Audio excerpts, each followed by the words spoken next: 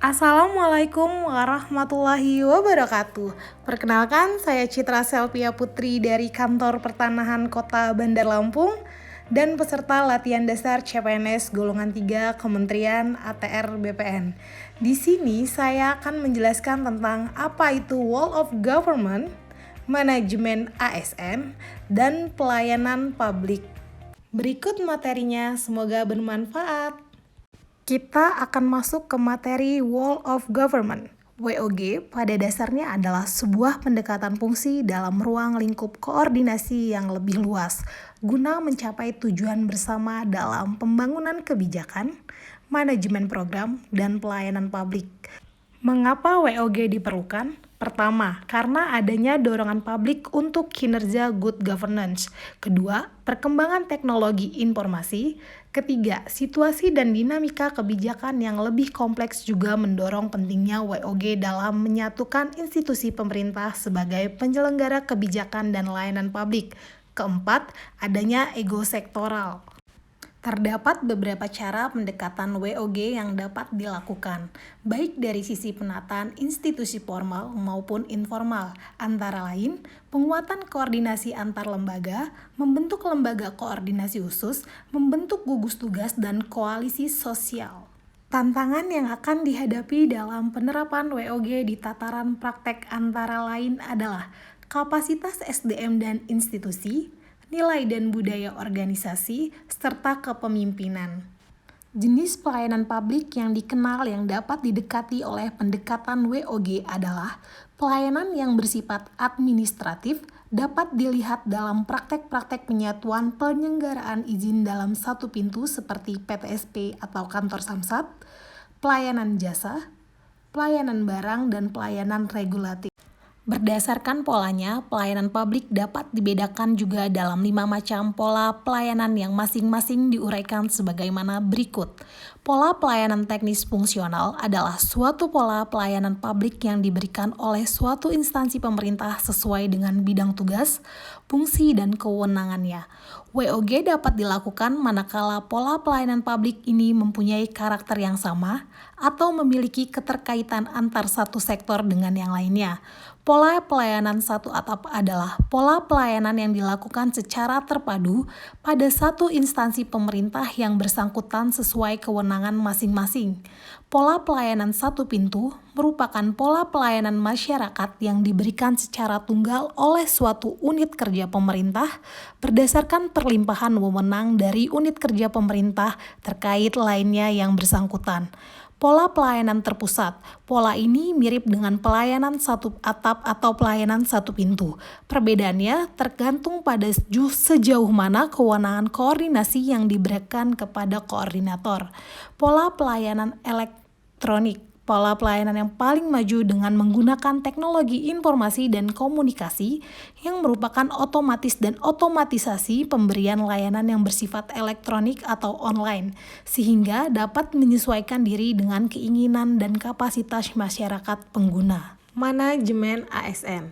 Manajemen ASN adalah pengelolaan ASN untuk menghasilkan pegawai ASN yang profesional, memiliki nilai dasar, etika profesi, bebas dari intervensi politik, bersih dari praktik korupsi, kolusi, dan nepotisme. Manajemen ASN lebih menekankan kepada pengaturan profesi pegawai, sehingga diharapkan agar selalu tersedia sumber daya aparatur sipil negara yang unggul selaras dalam perkembangan zaman. Berdasarkan jenisnya, pegawai ASN terdiri atas pegawai negeri sipil dan pegawai pemerintahan dengan perjanjian kerja. Pegawai ASN berkedudukan sebagai aparatur negara yang menjalankan kebijakan yang ditetapkan oleh pimpinan instansi pemerintah serta harus bebas dari pengaruh dan intervensi semua golongan dan partai politik. Untuk menjalankan kedudukannya tersebut, maka pegawai ASN berfungsi sebagai berikut: pelaksana kebijakan publik, pelayanan publik, dan perekat pemersatu bangsa. Agar dapat melaksanakan tugas dan tanggung jawabnya dengan baik, dapat meningkatkan produktivitas, menjamin kesejahteraan ASN dan akuntabel, maka setiap ASN diberikan hak, sesuai dengan asas proporsionalitas, ASN yang telah memperoleh hak tentu harus menjalankan kewajibannya sesuai dengan tugas dan tanggung jawab. Sebagai profesi, ASN bekerja dengan berlandaskan pada kode etik dan kode perilaku. Kode etik dan kode perilaku ASN yang diatur dalam Undang-Undang ASN menjadi acuan bagi para ASN dalam penyelenggaraan birokrasi pemerintah dan bertujuan untuk menjaga martabat dan kehormatan ASN. Konsep sistem merit dalam pengelolaan ASN. Penerapan sistem merit dalam pengelolaan ASN mendukung pencapaian tujuan dan sasaran organisasi serta memberikan ruang bagi transparansi, akuntabilitas, objektivitas, dan keadilan. Beberapa langkah nyata dapat dilakukan untuk menerapkan sistem ini, baik dari sistem perencanaan, kebutuhan yang berupa transparansi, dan jangkauan informasi kepada masyarakat maupun jaminan objektivitas dalam pelaksanaan seleksi, sehingga instansi pemerintah mendapatkan pegawai yang tepat dan berintegritas untuk mencapai visi dan misinya. Akan menciptakan lingkungan yang kondusif untuk pembelajaran dan kinerja. Pegawai diberikan penghargaan dan pengakuan atas kinerjanya yang tinggi. Di sisi lain, bad performance mengetahui kelemahannya untuk kemudian dibantu oleh organisasi untuk meningkatkan kinerja. Mekanisme pengelolaan ASN. Manajemen ASN terdiri dari manajemen PNS dan manajemen P3K. Manajemen PNS meliputi penyusunan dan penetapan kebutuhan, pengadaan, pangkat dan jabatan, pengembangan karir, pola karir, promosi, mutasi, penilaian kinerja, penggajian dan tunjangan, penghargaan disiplin, pemberhentian, jaminan pensiun dan hari tua, dan perlindungan. Manajemen P3K meliputi penetapan kebutuhan, pengadaan, penilaian kinerja, penggajian dan tunjangan, pengembangan kompetensi, pemberian penghargaan disiplin, pemutusan hubungan perjanjian kerja, dan perlindungan. Pegawai ASN berhimpun dalam wadah Korps Profesi Pegawai ASN Republik Indonesia. Korps Profesi Pegawai ASN Republik Indonesia memiliki tujuan menjaga kode etik profesi dan standar pelayanan profesi ASN dan mewujudkan jiwa Korps ASN sebagai pemersatu bangsa.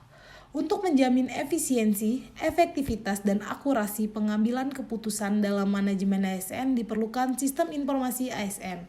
Sistem informasi ASN diselenggarakan secara nasional dan terintegrasi antar instansi pemerintah. Sengketa pegawai ASN diselesaikan melalui upaya administratif. Upaya administratif terdiri dari keberatan dan banding administratif. Undang-Undang Nomor 25 Tahun 2009 tentang Pelayanan Publik sebagai dasar penyelenggaraan pelayanan publik.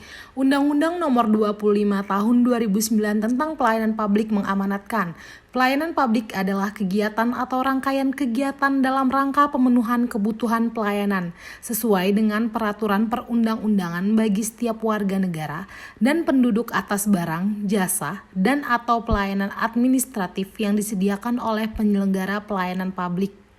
3 unsur penting dalam pelayanan publik yaitu pertama, organisasi penyelenggara pelayanan publik, yang kedua, penerima layanan yaitu orang masyarakat atau organisasi yang berkepentingan, ketiga, kepuasan yang diberikan dan atau diterima oleh penerima layanan. Jadi yang pertama itu organisasi, 2 orangnya, ketiga kepuasannya. Dan selanjutnya ada klasifikasi pelayanan publik. Seperti yang sudah dibahas di materi Wall of Government, pelayanan publik itu ada yang bersifat administratif, jasa, barang, dan regulatif.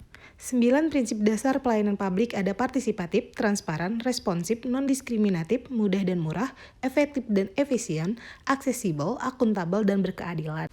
Prinsip-prinsip pelayanan prima yaitu responsif terhadap pelanggan atau memahami pelanggan, membangun visi dan misi pelayanan, menetapkan standar pelayanan dan ukuran kinerja pelayanan, pemberian pelatihan dan pengembangan pegawai terkait bagaimana memberikan pelayanan yang baik, dan memberikan apresiasi kepada pegawai. Sikap pelayanan digambarkan dengan 7P sebagai berikut yaitu passionate, progresif, proaktif, prompt, patient, proporsional, dan fungsional. Perbedaan etika dan etiket menurut Bertens 2007, etiket adalah menyangkut secara suatu perbuatan harus dilakukan manusia, hanya berlaku pada pergaulan. Bersifat relatif artinya yang dianggap tidak sopan dalam suatu kebudayaan bisa saja dianggap sopan dalam kebudayaan lain, hanya memandang manusia dari segi lahiriah saja. Sedangkan etika tidak terbatas pada cara dilakukannya suatu perbuatan, selalu berlaku meskipun tidak ada saksi mata, jauh lebih bersifat absolut, prinsip-prinsipnya tidak dapat ditawar lagi, dan terakhir menyangkut manusia dari segi dalam. Sekian yang saya sampaikan, terima kasih.